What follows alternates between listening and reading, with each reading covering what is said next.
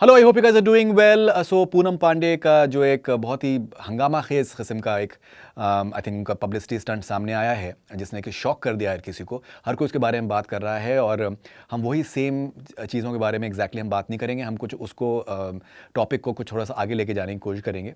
जाहिर सी बात है, आई थिंक बहुत ही शॉकिंग है। मैंने अपने करियर में इस तरीके का आई थिंक भद्दा मजाक मैंने आज तक नहीं देखा। जो भी आपका कॉज है, जो भी आपका पर्पस है, आप ये कहेंगे कि इसमें आप किसी तरीके से कोई आपका फाइनेंशियल आपके इसमें रामिफिकेशंस कहीं पर भी नहीं थे, लेकिन द फैक्ट इज़ कि जिस तरीके की पॉपुलैरिटी मिली है, जिस तरीके का दुनिया भर में एक पब्लिसिटी मिली है, आई थिंक बहुत से लोग जिनको पता भी नहीं था कि उनके वजूद के बारे में आज के टाइम में दुनिया भर में लोग जानते हैं उनको और उनके नाम को। तो इसमें किसी तरीके से कोई भी फाइनेंशियल इनके फ़ायदे नहीं हुए होंगे, लेकिन इतनी उनको पॉपुलैरिटी मिल चुकी है। पॉपुलैरिटी से मेरा मुराद ये है कि any publicity is good publicity, लोग जानते हैं। ग्रेजुअली जो हैं उनको इंडोर्समेंट्स मिल सकते हैं, उनको फिल्में मिल सकती हैं, बहुत से उनको और उनको चीज़ें उनको हो सकती हैं जिसमें कि उनको बहुत बहुत बेनिफिट्स उनको पॉसिबली हो सकते हैं, और मुझे लगता है कि शायद होंगे भी। अभी लोग बॉयकॉट की बात कर रहे हैं, लोग और भी बहुत सारी बातें कर रहे हैं, लेकिन क्या होता है कि that public memory is very short. लोग भूल जाते हैं और उसके बाद फिर जो जो आपने एक आपने जिस तरीके से आपने पब्लिसिटी स्टंट किया है, उसका कहीं ना कहीं एक इम्प्रिंट जो है वो लोगों के दिमाग पे रह जाता है। सो एनीवेज, यहाँ पर मेरी कोशिश बिल्कुल भी वैल्यू जजमेंट पास करना नहीं होगी, लेकिन हाँ, ये ज़रूर है कि दैट जो एक शेर आए वाली बात है कि अभी कल को अगर इस तरीके की अगर कोई असली खबर भी सामने आती है, तो लोग एक बार को शायद उस पर शक करेंगे कि पता नहीं इसके अंदर सच्चाई है भी कि नहीं है। यहाँ पर मैं कुछ और भी मैं सामने कहना चाहूँगा कि दैट मेरे करियर में मैंने इस तरीके के एग्जाम्पल्स देखे हैं कि स्टारलेट्स हैं या फिर इवन बड़े बड़े स्टार्स भी आई थिंक पब्लिसिटी स्टंट्स करते हैं फॉर वेरियस रीजंस।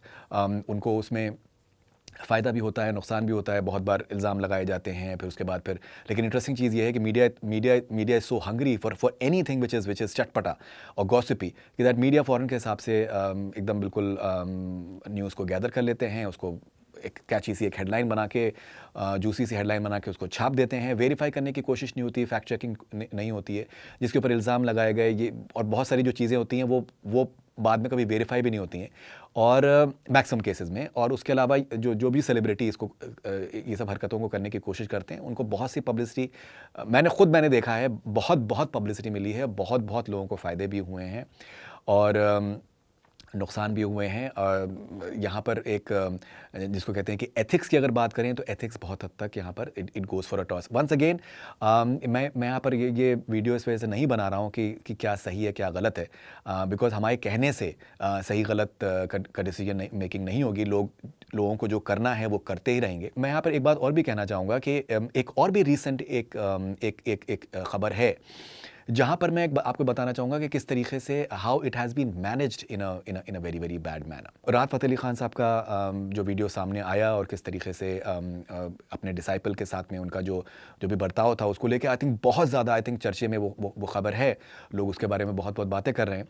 यहाँ पर मैं एक बात करना चाहूँगा कि दैट एक बहुत ही स्पेशलाइज्ड फील्ड होती है इमेज मैनेजमेंट। राहत साहब ने सही किया गलत किया, अब आई थिंक दुनिया भर उसके बारे में एक ओपिनियन दे रही है, तो मैं उसके अंदर ऐड नहीं करना चाहूँगा।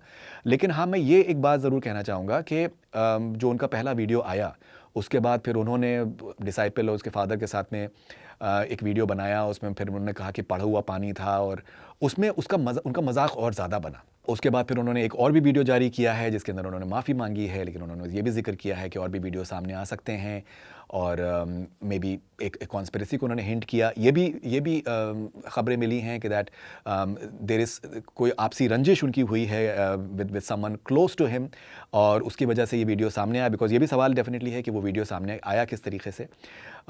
लेकिन अभी भी in the entire sequence of events, जो भी उनको जिस तरीके से उनको गाइड करने की कोशिश जिन लोगों ने भी करी है, वो सही तरीके से उनको गाइड नहीं किया गया है।